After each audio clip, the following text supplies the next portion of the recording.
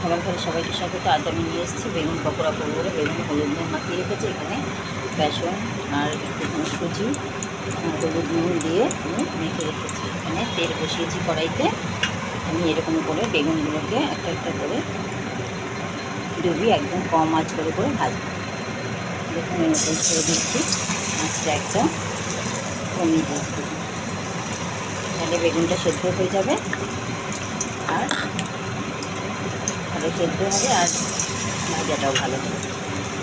কম আছে, পরে লাস্টে একটু আঁচ বাড়িয়ে লালচে সোনালি রঙের করে নেব। যতগুলো হয় আমি দিয়ে দিচ্ছি কড়াইয়ের মধ্যে, দিয়ে আমি এগুলোকে ভেজে নেব। ভেজে তারপরে আমি ফিরে আসবো।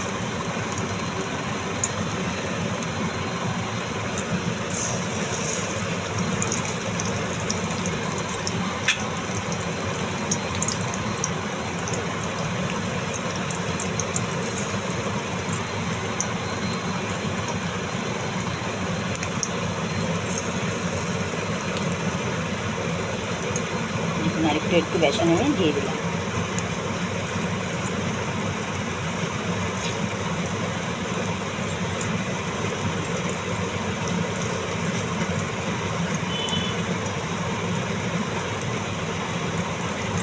এভাবে আমি সবগুলোই দিয়ে দিলাম। ভেজে আমি ফিরে আসছি, দেখাচ্ছি কেমন হচ্ছে।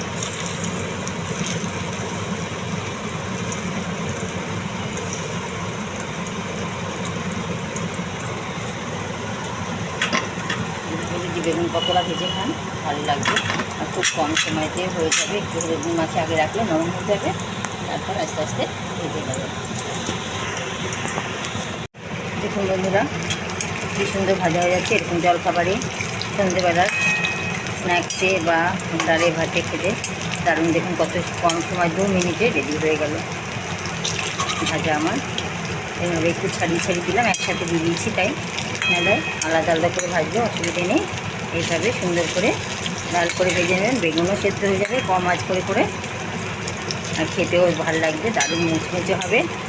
কিছুই না, ঘরোয়া জিনিস দিয়ে, বেসন থাক, আটা থাক, সুজি বা চালের গুঁড়ো যা থাক তাই দিয়ে মেখে একটু হলুদ নুন একটু লঙ্কার গুঁড়ো দিতেও পারেন, নাও দিতে পারেন, অপশনাল, দিয়ে আপনার ভেজে নেবেন আর গরম গরম পরিবেশন করবেন, দারুণ খেতে লাগবে।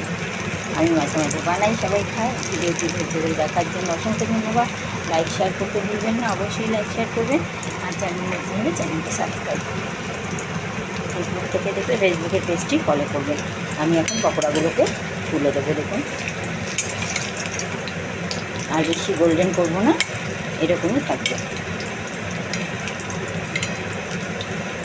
ব্যাস একটু উল্টে দিলাম, আমার রেডি হয়ে গেল বেগুন পকোড়া। কমেন্টে জানাবেন কেমন লাগলো। আপনারা এভাবে বানিয়ে খাবেন, ঝটপট জলদি জলখাবার হয়ে যাবে।